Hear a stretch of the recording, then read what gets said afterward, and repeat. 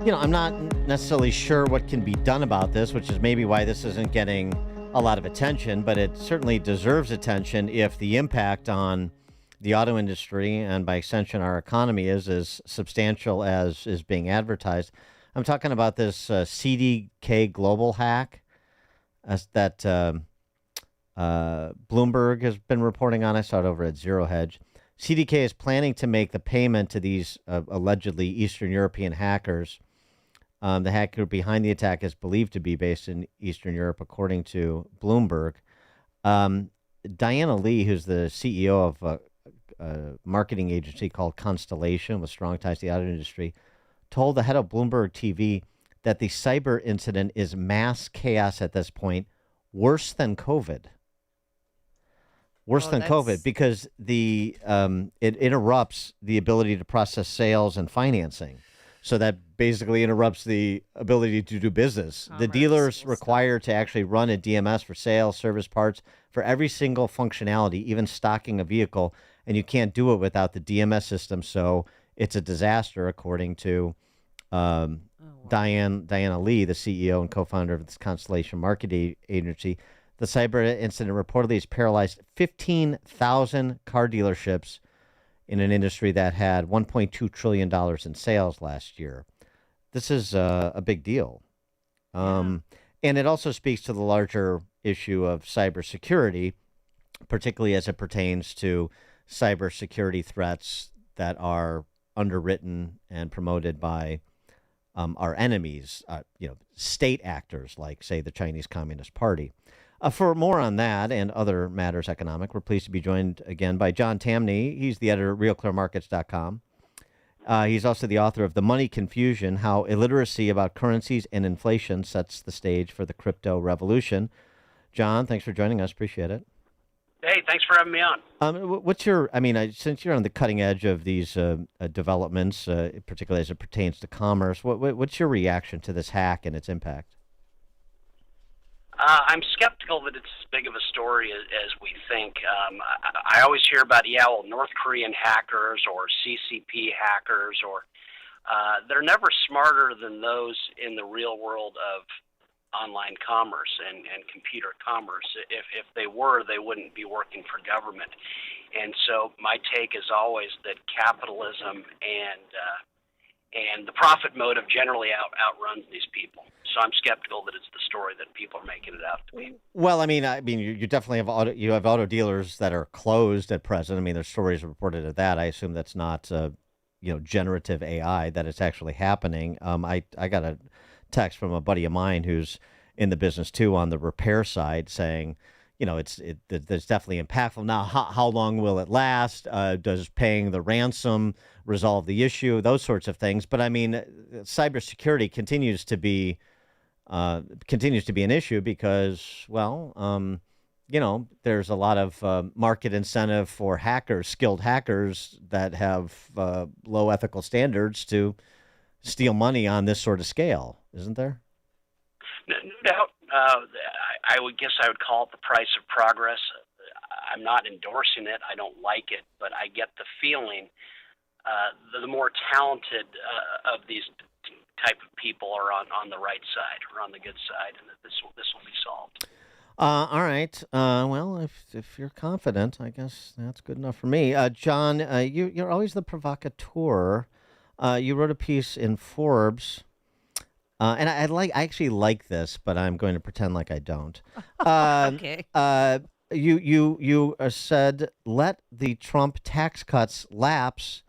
They were Keynesian. Let the Trump tax cuts lapse, John. You sound like Joe Biden. Well, because I want our side to be on the side of good tax cuts. And good tax cuts aren't the Trump tax cuts, which were all about reducing the burden on low earners. To be clear, I'm not anti-low earner. But if you want to get economic growth, you reduce the tax burden on those with the most, because those with the most aren't going to consume it. They're going to invest it. And investment is the path to economic growth. It's the path to job creation, company creation. It's the path to more production, without which there is no consumption. And so it staggers me that so many supply-siders are pretending like these tax cuts that they are clear did not reduce the burden on the rich are necessary to keep in place. I want real tax cuts. And I'm not a rich person, but I want them for rich people.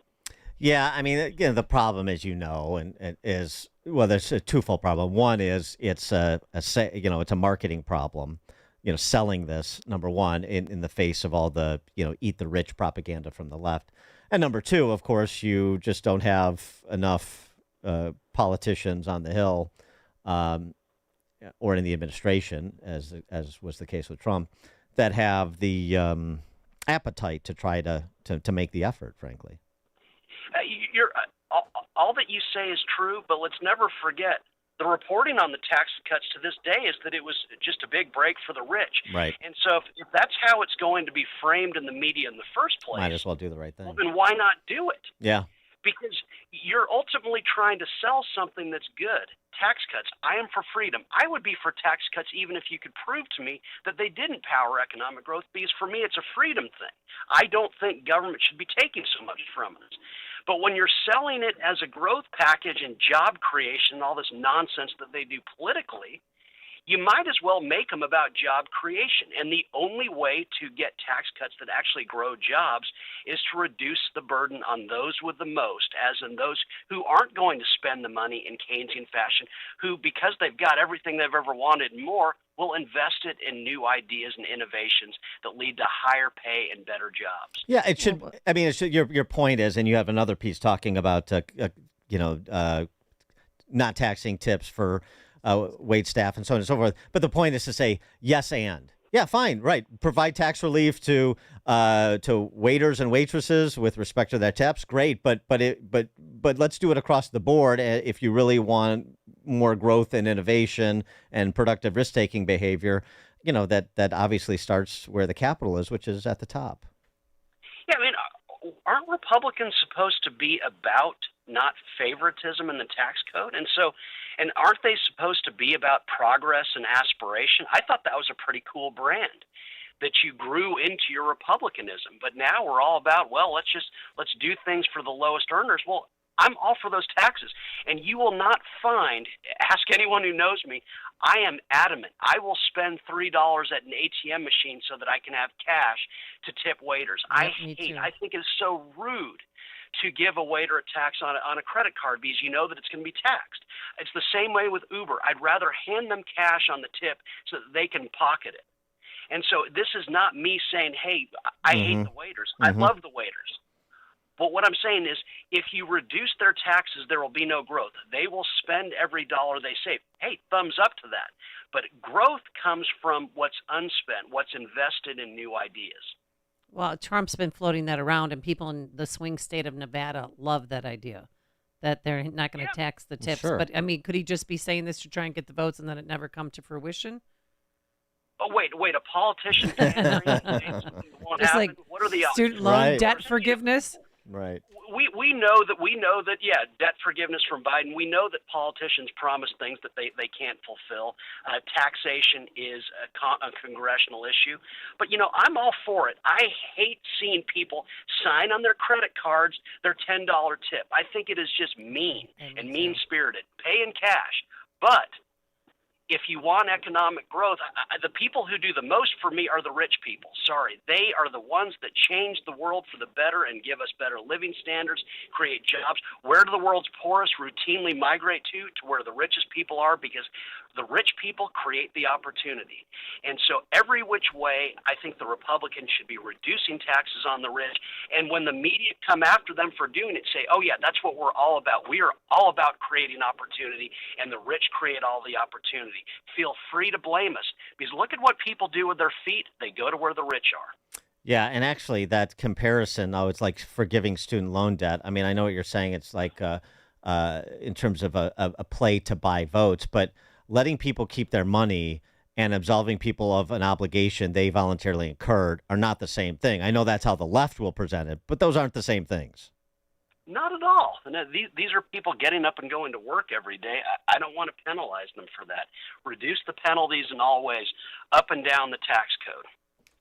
And before we let you go, why don't you want the Surgeon General to protect kids from bad stuff on social media? Because no one is more protective of their kids than parents. We just know that. We've evolved that way. And so I just don't think, and I know I'm preaching to the choir here, not everything requires a government solution. If social media is as bad as some people say, and there are a lot of people in our crowd who claim it's just ruining kids, I find it laughable, but there's a lot of people making money on our side off of saying that kids are now anxious because of social media and everything. If that's the problem, let parents take care of it. Don't create another warning label and everything. Trust me, if it's bad for kids, parents will take care of it long before surgeon generals will discover the problem. John Tamny, editor of RealClearMarkets.com, author of The Money Confusion, How Illiteracy About Currencies and Inflation Sets the Stage for the Crypto Revolution. John, thanks as always. Thanks for having me. Thank you. And he joined us on our turnkey.pro answer line. Listen to Dan and Amy on your smartphone. Download the AM 560 mobile app today at 560theanswer.com/mobile. Signature Bank is Chicago's fastest growing independently owned business bank. It's a bank where relationships still matter.